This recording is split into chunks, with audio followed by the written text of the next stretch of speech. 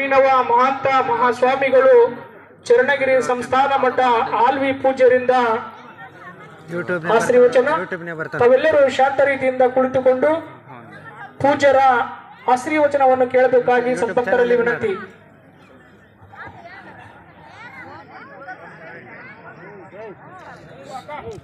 ಮಾತಾಡ್ಬೇಡ್ರಮ್ಮ.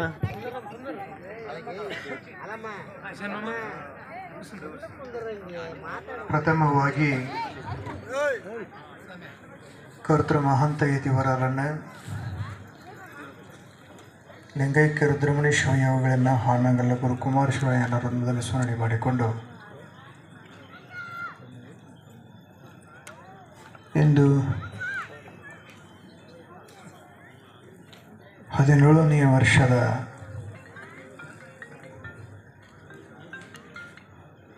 ಜನ್ಮದಿನೋತ್ಸವವನ್ನು ಆಚರಣೆ ಕಾರ್ಯಕ್ರಮದಲ್ಲಿ ಪಾಲ್ಗೊಂಡಿರುವಂಥ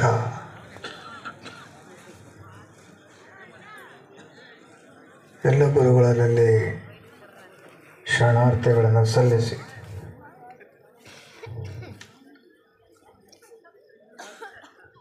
ಪ್ರಥಮವಾಗಿ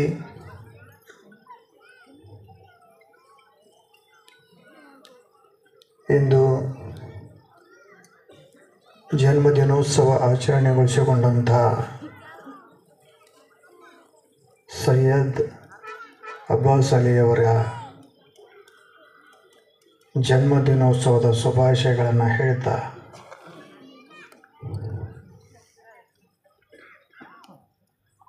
ಅವರ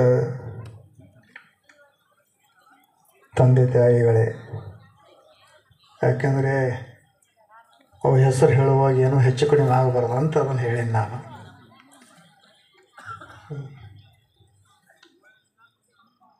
ಈ ಕಾರ್ಯಕ್ರಮದಲ್ಲಿ ಪಾಲ್ಗೊಂಡಿರುವಂಥ ಎಲ್ಲ ಸದ್ಭಕ್ತ ಸಂದೋಹವೇ, ತಾಯಂದಿರೇ, ಕಲಾ ಬಳಗವೇ, ಮಾಧ್ಯಮದವರೇ, ಪತ್ರಿಕಾ ವರ್ಗದವರೇ, ಈಗಾಗಲೇ ಪೂಜ್ಯರು, ಇಸ್ಲಾಂ ಧರ್ಮದ ಗುರುಗಳು ಎಲ್ಲ ಹಲವಾರು ವಿಷಯಗಳನ್ನು ಭಾವೈಕ್ಯತೆ, ಸಾಮರಸ್ಯ ಎಲ್ಲವನ್ನು ಕುರಿತು ನಿಮಗೆಲ್ಲ ತಮ್ಮ ಹಿತನುಡಿಗಳನ್ನು ಹೇಳಿದ್ದಾರೆ.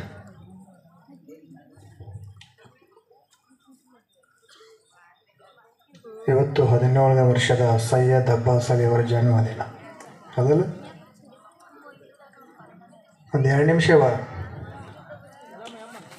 ನಿಮಿಷ ಮಾತನಾಡಬೇಡ.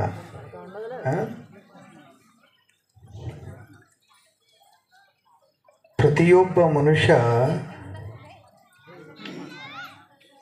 2 ಸಲ ಹುಟ್ಟುತ್ತಾನ ಅಂತ ನೀವು ಅನ್ಬೋದು. ಏನು ರೈತ ಆತ್ನವ್ರಿ, ನೀವೇನು ಹೊಸದು ಹೇಳ್ತಾ ಇದ್ದಾರಲ್ಲ ಅಂತ.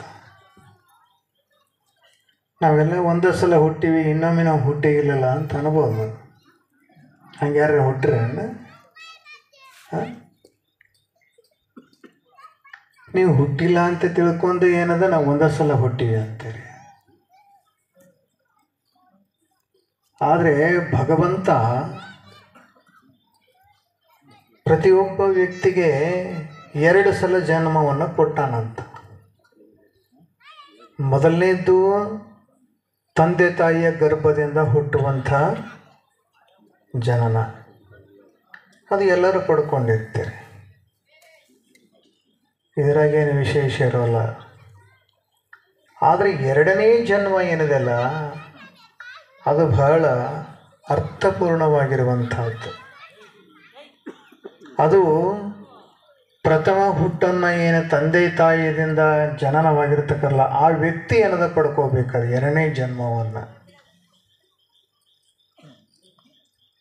ಅದು ಸಾಮಾನ್ಯವಾಗಿ ಭಗವಂತ ಅವರಿಗೆ ಬಿಟ್ಟು ಕೊಟ್ಟಾನ. ತಂದೆ ತಾಯಿಗಳು ಹುಟ್ಟಿಸೋದು ಒಂದಾದರೆ 2ನೇದ್ದು ನೀನು ಪಡ್ಕೋ. ತಂದೆ ತಾಯಿ ಉದರದಿಂದ ನೀನು ಹುಟ್ಟಿದೀಯಾ, ಇನ್ನು ನೀನು ಮುಂದೆ ಹುಟ್ಟಬೇಕಾದ್ರೆ ಗುರುವಿನಿಂದ ಎರಡನೇ ಜನ್ಮವನ್ನು ನೀವು ಪಡ್ಕೋಬೇಕು. ನೀನಾದರೂ ನೀವು ಯಾರು ಗುರುವಿನ ಹತ್ರ ಹೋಗ್ತೀರಿ, ಗುರುವಿನ ಒಂದು ಕೃಪೆಗೆ ಪಾತ್ರ ಆಗ್ತೀರಿ, ಗುರುವಿನಿಂದ ಒಂದಿಷ್ಟು ಏನದ ಜ್ಞಾನವನ್ನು ಸಂಪಾದನೆ ಮಾಡ್ತೀರಿ, ಗುರುಪುತ್ರರು ಯಾವಾಗ ಆಗ್ತೀರಿ ಅವಾಗ ಏನದ ಮನುಷ್ಯನಿಗೆ ಎರಡನೇ ಜನ್ಮ ದೊರೀತದೆ.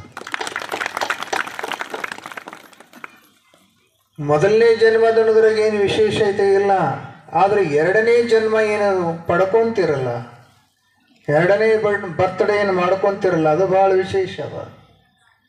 ಅದು ಎಲ್ಲರಿಗೂ ಬರೋದಿಲ್ಲ. ಅದು ಆ ವ್ಯಕ್ತಿಗೆ ಎಲ್ಲಾದರೂ ಒಂದಿಷ್ಟು ಪುಣ್ಯದ ಪ್ರಾಪ್ತಿ, ಹಿಂದಿನ ಜನ್ಮದ ಒಂದಿಷ್ಟು ಏನಾದರೂ ಒಳ್ಳೆಯ ಕೆಲಸಗಳನ್ನು ಮಾಡಿರ್ತಕ್ಕಂಥ ಅಂಶ ಏನಿದ್ರೆ ಅಂಥ ವ್ಯಕ್ತಿಗಳ ಮಾತ್ರ ಏನದ ಗುರುವಿನ ಪುತ್ರ ಆಗಲಿಕ್ಕೆ ಸಾಧ್ಯ ಅದ. ದೊರೆಯದನ್ನ ಮುಕುತಿ, ದೊರೆಯದನ್ನ ಗುರುಪುತ್ರರಾಗದಲ್ಲದೆ. ಮುಕ್ತಿ ಪಡಿಬೇಕಾದ್ರೆ, ಈ ಜನ್ಮದ ಸಾರ್ಥಕತೆಯನ್ನ ಮಾಡ್ಕೋಬೇಕಾದ್ರೆ, ಇದೇ ಜನ್ಮ ಒಂದೇ ಸಮಯದಲ್ಲಿ ನಾವೆಲ್ಲ ನಮ್ಮ ಕೊನೆಯ ಹಂತನ್ನ ತಲುಪಬೇಕಾದ್ರೆ ಅದು ಪುಣ್ಯ ಇದ್ರೆ ಮಾತ್ರ ಏನದ ಬರ್ತದಂತ. ಪುಣ್ಯ ಇರಲಿಲ್ಲ ಅಂದ್ರೆ ಬರೋದಿಲ್ಲ. ಅದು ಇಲ್ಲಾಂದ್ರೆ ಪುನರಪಿ ಜನನಂ ಪುನರಪಿ ಮರಣಂ, ಹುಟ್ಟೋದು ಸಾಯೋದು. ಯಾರು ಪುಣ್ಯ ಮಾಡ್ಯಾರ, ಮರುಜನ್ಮವನ್ನು ಯಾರು ಪಡ್ಕೊಂತಾರ ಅವರಿಗೆ ಮಾತ್ರ ಏನದ ಮುಕ್ತಿ ಏನದ ಸಿಗ್ತದ. ಹಾಗಾಗಿ ಪ್ರತಿಯೊಬ್ಬ ವ್ಯಕ್ತಿಯು ಒಂದು ಅವಕಾಶ ಇರ್ತದೆ ಎರಡನೇ ಜನ್ಮದಲ್ಲಿ ಬರ್ತ್ಡೇ ಮಾಡ್ಕೊಳ್ಳೋದು. ಇದು ಬರ್ತ್ಡೇ ಮಾಡ್ಕೊಳ್ಳೋದು ಪ್ರತಿ ವರ್ಷ ಬರ್ತದ. ಅದು ಜೀವನದಾಗ ಒಂದೇ ಒಂದು ಸಲ ಬರ್ತದ ಆ ಬರ್ತ್ಡೇ. ಗುರುಪುತ್ರನಾಗುವಂಥ ಬರ್ತ್ಡೇ, ಜನ್ಮದಿನೋತ್ಸವ, ಅದು ಜೀವನದಾಗ ಟರ್ನಿಂಗ್ ಪಾಯಿಂಟ್ ಅಂತಾರಲ್ಲ, ಹಂಗೆ ಒಂದೇ ಒಂದು ಸಲ ಬರ್ತದ. ಅದನ್ನು ಯಾರು ಬಳಕೆ ಮಾಡ್ಕೋತಾರ ಅವನೇನದ ಈ ಜೀವನದಿಂದ ಮುಕ್ತಿಯನ್ನು ಹೊಂದತಾನ. ಅದು ಎಲ್ಲಾದ್ರೂ ಒಂದಿಷ್ಟು ಅಂಶ ಇರಬೇಕಾಗ್ತದ, ಇದ್ರನ್ನ ಬರೋದು. ನೀವೆಲ್ಲ ಸಿದ್ಧಾರ್ಥನ ಕೇಳಿರಿ ಸಿದ್ಧಾರ್ಥ? ಹೋಗಲಿ, ಗೌತಮ ಬುದ್ಧನವ್ರು ಕೇಳಿರಲಿಲ್ಲ? ಗೌತಮ ಬುದ್ಧನ ಮೊದಲನೇ ಹೆಸರು ಸಿದ್ಧಾರ್ಥ. ತಂದೆ ತಾಯಿಗಳಿಂದ ಸಿದ್ಧಾರ್ಥ ಜನನಾದ. ಆದರೆ ಗುರುವಿನಿಂದ, ತಪಸ್ಸಿನಿಂದ, ಧ್ಯಾನದಿಂದ ತನ್ನಲ್ಲಿರ್ತಕ್ಕಂಥ ಶಕ್ತಿಯನ್ನು ಪಡ್ಕೊಂಡು ಅವ ಸಿದ್ಧಾರ್ಥ ಹೋಗಿ ಗೌತಮ ಬುದ್ಧನಾಗಿ ಕೊನೆಗೇನದ ಗೌತಮ ಬುದ್ಧನಾಗಿ ಉಳಿತಾನ, ಸಿದ್ಧಾರ್ಥ ಅಳಿತಾನ. ಹಾಗೆ ಮನುಷ್ಯ ಏನದ ಮೊದಲನೇ ಜನ್ಮವನ್ನು ಅಳಿಬೇಕಾದ್ರೆ ಎರಡನೇ ಜನ್ಮದ ಗುರುಪುತ್ರನಾಗಿ ಏನದ ಒಂದಿಷ್ಟು ಜ್ಞಾನವನ್ನ, ಒಂದಿಷ್ಟು ಸಂಸ್ಕಾರವನ್ನ, ಒಂದಿಷ್ಟು ಏನದ ಮಾನವೀಯ ಮೌಲ್ಯಗಳನ್ನ ಅಳವಡಿಸಿಕೊಂಡು ನಾವೆಲ್ಲರೂ ಒಂದು ಅನ್ನುವಂಥ ಭಾವವನ್ನು ಯಾವ ವ್ಯಕ್ತಿ ಬೆಳೆಸ್ಕೊಳ್ತಾನ ಅವರು ಉಳಿತಾರ. ಅದಕ್ಕೆ 12ನೇ ಶತಮಾನದಲ್ಲಿ ಬಸವಣ್ಣನವರು ಹೇಳಿದ್ರಲ್ಲ, ಇವನಾರವ ಎಂದೆನಿಸದರಯ್ಯ. ಇವನಾರವ ಎಂದೆನಿಸದರಯ್ಯ, ಇವನಮ್ಮವ ಎಂದೆನಿಸಯ್ಯ, ಇವನಮ್ಮ ಮನೆಯ ಕೂಡಲ ಸಂಗಮ ದೇವ ಎಂದೆನಿಸ. ಬೇರೆ ಯಾರೋ ಅಲ್ಲ, ಇವರೆಲ್ಲರೂ ನಮ್ಮವರು, ಬೇರೆದವರು, ಅವ್ರು ಬೇರೆದವರು, ಇವ್ರು ಬೇರೆದವರು ಅಂತ ಅನ್ನುವಂಥ ಭಾವ ಬೇಡ. ನಾವೆಲ್ಲ ಒಂದು ಅನ್ನುವಂಥ ಭಾವ, ಮಾನವೀಯ ಮೌಲ್ಯಗಳಿಂದ ಒಳಗೂಡಿರ್ತಕ್ಕಂಥ ಬದುಕನ್ನು ನಾವೇನದ ಕಳೆಯುವಂಥದ್ದನ್ನು ಕಲಿಬೇಕು ಅನ್ನುವಂಥದ್ದನ್ನು ಬಸವಾದಿ ಪ್ರಮುಖರೇನದ ಹೇಳಿಕೊಟ್ಟು ಹೋದರು. ಬಟ್ಟೆಗಳು ಬೇರೆ ಇರಬಹುದು, ಭಾಷೆಗಳು ಬೇರೆ ಇರಬಹುದು, ಆಚರಣೆಗಳು ಬೇರೆ ಇರಬಹುದು, ಇರುವಿಕೆಗಳು ಬೇರೆ ಇರಬಹುದು, ಆದರೆ ಒಳಗಿರುವಂಥ ಅಂತರಾತ್ಮ ಏನದ ಅದೆಲ್ಲ ಒಂದ. ಅದು ಬೇರೆ ಯಾವುದೂ ಅಲ್ಲ. ಈಗ ನೀವು ನದಿಗೆ ಹೋಗ್ತೀರಿ, ನೀವು ನದಿಗೆ ಹೋಗಿ ಏನದ ನೀರು ತುಂಬ್ಕೊಂತೀರಿ. ಹಿಂದೂಗಳು ಹೋದವರು ನೀರು ಅಂತೀರಿ, ಮೊಹಮ್ಮದಿಯವರು ಹೋದವರು ಪಾನಿ ಅಂತಾರ, ಕ್ರೈಸ್ತರದವರು ವಾಟರ್ ಅಂತಾರ. ಇವರು ನೀರು ಅಂದ್ರೆ ಏನದ, ಅದು ನೀರು ಬೇರೆ ಇರ್ತದನ. ಅವ್ರು ಪಾನಿ ಅಂದ್ರೆ ಅದೇನು ಬೇರೆ ಇರ್ತದನ. ವಾಟರ್ ಅಂದ್ರೆ ಅದ್ರೇನು ಬೇರೆ ಇರ್ತದನ. ಮೂಲ ದ್ರವರೂಪ ಅದು ಒಂದ, ನೀರು ಒಂದ. ಆದ್ರೆ ಇವರು ಬಳಸುವಂತ ಬಳಕೆ ಏನಿದೆ ಅಲ್ಲ, ಇವರ ಆಚರಣೆಗಳು ಬೇರೆ ಇದಾವ, ಇವರ ಭಾಷೆ ಬೇರೆ ಇದೆ. ಹಾಗಾಗಿ ಇವರು ಏನಂತಾರ, ನೀರ್ ಅನ್ನೋರು ಒಬ್ರು ಅದಾರ, ವಾಟರ್ ಅನ್ನೋರು ಒಬ್ರು ಅದಾರ, ಪಾನಿ ಅನ್ನೋರು ಒಬ್ರು ಅದಾರ, ಅಗ್ಗವಣಿ ಅನ್ನೋರು ಒಬ್ರು ಅದಾರ. ಅವರವರ ಭಾಷೆ ಅವರವರ ಆಚರಣೆಗೆ ತಕ್ಕಂತೆ ಏನದ ಹೆಸರುಗಳನ್ನ ಹೇಳ್ತಾರೆ ಹೊರತು ಮೂಲತಃ ನೀರೇನದ ಎಲ್ಲರಿಗೂ ಒಂದ. ನೀರೆಂದರಿಗೆ ಏನೇನದ ಸಂತೋಷ ಕೊಡಬೇಕು, ಏನು ಬಾಯಾರಿಕೆಯನ್ನು ಆರಿಸ್ಬೇಕು, ದಾಹಾತ್ ಕಳಿಬೇಕು, ಅದು ಎಲ್ಲರಿಗೇನದ ಕಳೀತದ. ಹಂಗ ನಾವೆಲ್ಲ ಏನದ ಧರ್ಮದ ಮುಖೇನವಾಗಿ ಏನದ ಬೇರೆ ಬೇರೆ ಸಂಸ್ಕೃತಿಗಳನ್ನ ಆಚರಣೆಗಳನ್ನ ಮಾಡಬಹುದು. ಆದ್ರೆ ಭಗವಂತ ಎಲ್ಲರ ಅಂತರಾತ್ಮ ಏನದ ಒಂದ ಇಟ್ಟಾನಾತ, ಅದು ಬೇರೆ ಇಲ್ಲ. ಅದು ಅವ್ರ ಧರ್ಮದ ಪ್ರಕಾರ ಅವರ ಮಂತ್ರ, ಅವ್ರು ಏನದ ಶ್ಲೋಕು, ಅವ್ರು ಏನದ ನಮಾಜು ಅವ್ರು ಮಾಡ್ತಾರೆ. ನಮ್ಮ ಧರ್ಮದ ಪ್ರಕಾರ ನಾವು ಮಾಡ್ತೀವಿ, ಇನ್ನೊಂದು ಧರ್ಮದ ಪ್ರಕಾರ ಅವ್ರು ಮಾಡ್ತಾರೆ. ಎಲ್ಲರೂ ಕೂಡ ಮಾಡೋದೇನು, ಆತನಿಗೊಂದ ದೈವನೊಬ್ಬ, ನಾಮ ಹಲವು. ಭಗವಂತ ಒಬ್ಬನ ನಾವು ಬೇರೆ ಬೇರೆ ಹೆಸರು ಇಡ್ತೀವಿ. ರಾಮ, ಕೃಷ್ಣ, ಬುದ್ಧ, ಯೇಸು, ಮೊಹಮ್ಮದ್, ಪೈಗಂಬರ್ ಹೆಸರುಗಳು ಬೇರೆ ಇಡ್ತೀವಿ. ಆದ್ರೆ ಒಳಗಿರ್ತಕ್ಕಂಥ ಭಾವ ಏನಿದೆಯಲ್ಲ ಅದು ನಿರಾಭಾವ. ನಿರಾಭಾವ, ಅಲ್ಲಿ ಆಕಾರ ಇಲ್ಲ, ಅಲ್ಲಿ ಅದು ನಿರಾಕಾರ. ಅದು ನಾವು ಆಕಾರಗಳನ್ನು ಕೊಡ್ತೀವಿ. ನಾವು ರಾಮ ಹೆಂಗಿದ್ದ, ಬುದ್ಧ ಹೆಂಗಿದ್ದ, ಬಸವ ಹೆಂಗಿದ್ದ, ಅಲ್ಲ ಹೆಂಗಿದ್ದ ಅಂತ ಅವೆಲ್ಲವನ್ನ ಮೀರಿ ಏನದ ಹೋಗಿರ್ತಕ್ಕಂಥವ್ರ ನಿರಾಭಾವಿಗಳವರೆಲ್ಲ, ನಿರಾಡಂಬರ ಅವರೆಲ್ಲ. ಯಾವೆಲ್ಲ ಆಡಂಬರಗಳವರಲ್ಲಿ ಇರೋದಿಲ್ಲ. ಅವರು ಯಾರು ಎಲ್ಲತನವನ್ನ ಕಳ್ಕೊಳ್ತಾರೆ ಅವರು ಏನದ ಭಗವಂತನಾಗ್ತಾರೆ, ದೇವರಾಗ್ತಾರೆ. ಯಾವ ಅಂಶಗಳು ಇರಬಾರದು, ಯಾವ ವ್ಯತ್ಯಾಸಗಳು ಕಾಣುವಂತ ಭಾವನೆಗಳು ಇರಬಾರದು. ಗಂಡು ಹೆಣ್ಣು ಎಂಬತಕ್ಕಂಥ ಭೇದ ಇರಬಾರದು, ದೊಡ್ಡವರು ಸಣ್ಣ ಅಂತಕ್ಕಂಥ ಭೇದ ಇರಬಾರದು, ಹಿರಿಯ ಕಿರಿಯರ ಅನ್ನುವಂಥ ಭೇದ ಭಾವ ಇರಬಾರದು. ಎಲ್ಲವೂ ಏನದ ಸಮಾನ ದೃಷ್ಟಿಯಿಂದ ನೋಡುವಂತಹ ಮನಸ್ಥಿತಿ ಯಾರಿಗೆ ಬರ್ತದ ಅವ ಏನದ ಭಗವಂತನಾಗುತ್ತಾನ. ಅಂತಹ ಸ್ಥಿತಿಯನ್ನು ಪಡ್ಕೋಬೇಕು, ಅಂತಹ ಬದುಕನ್ನು ಬದುಕಬೇಕು ಅಂತ ತಿಳ್ಕೊಂಡು ಅವ್ರ ತಂದೆಯವರೇನ ಸೈಯದ್ ಅಬ್ಬಾಸ್ ಅಲಿ ಅವರನ್ನ ಎಲ್ಲ ಧರ್ಮೀಯರನ್ನ ಕೂಡಿಸ್ಕೊಂಡು ಎಲ್ಲರ ಜೊತೆ ಒಡಗೂಡಿಕೊಂಡು, ತಮ್ಮ ನೀನು ನಾಳೆ ಏನದ ಇದಕ್ಕೆ ವಾರಸುದಾರ ಆಗಮಲ್ಲಿ, ಹೌದಲ್ರಿ, ವಾರಸುದವ್ರ ಆಗಮದಿ. ನೀನು ಕೇವಲ ಏನದ ಒಂದೇ ದಾರಿ ಒಳಗೆ ಹೋಗಬೇಡ, ನೀನು ಎಲ್ಲಾ ದಾರಿಗಳನ್ನ ಕೂಡಿಸಿಕೊಳ್ಳುವಂತ ಕೇಂದ್ರ ಬಿಂದು ಏನದ ನೀನಾಗಬೇಕು. ಒಂದೇ ದಾರಿ ಹೋದ ರೂಟ್ ಬೇರೆ ಆಗ್ತದ.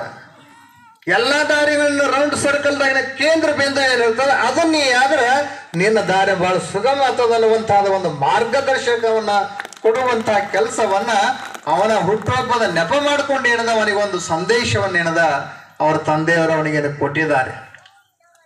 ಯಾಕಂದ್ರೆ ಬದುಕಬೇಕು ಅಂತಂದ್ರೆ ನಾವೆಲ್ಲ ಕಲಿಬೇಕು. ಜೀವನ ಅಂದ್ರೆ ಬರೀ 4 ಅಕ್ಷರ ಕಲ್ತ್ಕೊಳ್ಳಿ, ಕಾಲೇಜ್ ಕಲ್ತ್ ಬಂದ್ಕೊಳ್ಳಿ ಮುಗಿಯೋದಿಲ್ಲ. ನಾವು ಕಲ್ತ್ ಬಂದಿವ್ರಿ, ಡಿಗ್ರಿ ಆತ್ರಿ ಮುಗಿತ್ರಿ, ಮಾಸ್ಟರ್ ಡಿಗ್ರಿ ಆತ್ರಿ, ನಮ್ಮದು PG ಆತ್ರಿ ಮುಗಿತ್ರಿ ಅಂದ್ರೆ ಅಲ್ಲೇ ಅಲ್ಲ. ಅವನೋಡ ದಡನ ಯಾರು ಅಲ್ಲ. ಹುಟ್ಟಿನಿಂದ ಏನು ಮಗು ಹುಟ್ಟುತ್ತಲ್ಲ, ಹುಟ್ಟದ ಕೂಡಲೇ ಪ್ರಾರಂಭ ಆಗ್ತದಿಲ್ಲ. ತಂದೆ ತಾಯಿಗಳು ಏನ್ ಮಾಡ್ತಾರೆ, ತಂದೆ ತಾಯಿಗಳು ಹೇಗೆ ಹೇಳ್ತಾರೆ, ಆ ಕಡೆ ಬಂದ್ರೆ ಈ ಕಡೆ ಬರ್ತದ, ನಗು ಅಂದ್ರೆ ನಗ್ತದ, ಏಳಂದ್ರೆ ಹೇಳ್ತದ, ಬೀಳಂದ್ರೆ ಬೀಳ್ತದ. ಇದು ಶಾಲೆ. ಅದು ಹುಟ್ಟಿನ ಆರಂಭ ಇರುವನಿಂದ ಅಂತ್ಯದವರೆಗೆ ಏನದ ನಾವು ಜೀವನದೊಳಗೆ ಕಲಿತಾನೇ ಇರಬೇಕು. ಕಲಿಯೋದು ಬಹಳ ಇರ್ತದ. ಆದ್ರೆ ನಾವೇನದ ಒಂದು ಹಂತಕ್ಕೆ ಕಲ್ತ ಏನದ ನಮ್ದೆಲ್ಲ ಮುಗಿತಾರ, ನಾವೆಲ್ಲ ತಿಳ್ಕೊಂಡ್ಬಿಟ್ಟಿವಿ ಅಂತಾರೆ. ಎಲ್ಲಿ ತಿಳ್ಕೊಂಡಿ ಎಂದಿಗೆ ಅನ್ಕೊಂಡಿ ನೀನು ಅಲ್ಲಿಗೆ ನಿನ್ನ ಜೀವನ ಮೊಟಕಾತಂತ ಲೆಕ್ಕ. ಅದು ಪ್ರತಿಯೊಬ್ಬರಿಂದ ಒಂದೊಂದು, ಈ ಜಗತ್ತಿನ ಪ್ರತಿಯೊಂದು ಜೀವರಾಶಿಗಳಿಂದ ಒಂದೊಂದು ಅಂಶ ಏನದ ಕಲಿಯೋದಕ್ಕೆ ಇರ್ತದ. ಅವುಗಳ ಒಂದು ಶೈಲಿ ಇರ್ತದ, ಜೀವನ ಶೈಲಿ ಇರ್ತದ, ಬದುಕಿರ್ತದ, ಆಹಾರ ಪದ್ಧತಿ ಇರ್ತದ. ಪ್ರತಿಯೊಂದು ಕಲಿಬೇಕ. ಎಲ್ಲವನ್ನ ತಿಳ್ಕೊಂಡು ಕಲಿಯುವಂಥ ಭಾವ ಯಾರಿಗಿರ್ತದ ಅಂತಂದ್ರೆ ಅದು ಸಂತರಿಗೆ ಮಾತ್ರ ಇರ್ತದ. ಯಾಕಂದ್ರೆ ಎಲ್ಲ ಜೀವರಾಶಿಯೊಳಗೆ ಭಗವಂತ ಅದಾನ ಅನ್ನುವಂಥ ಭಾವ ಅವರಿಗೆ ಬಂದಿರ್ತದೆ. ಅಂಥವ್ರು ಮಾತ್ರ ಹೇಳಕ್ಕೆ ಸಾಧ್ಯ ಇದು. ಇವನಾರವ ಅನ್ನಬೇಡಪ್ಪ, ಇವ ನಮ್ಮವ ಅಂತ. ಆ ಭಾವ ಯಾರಿಗಿರೋದಿಲ್ಲ ಅವೇನದ ಬೇರೆ ಬೇರೆನ ಹೇಳೋದು. ಅದು ಅಂಥ ಭಾವನೆ ಇಟ್ಟುಕೊಂಡು ನಾವೆಲ್ಲ ಒಂದು ಅನ್ನುವಂಥ ಭಾವನೆ ಇಟ್ಟುಕೊಂಡು ಅವರು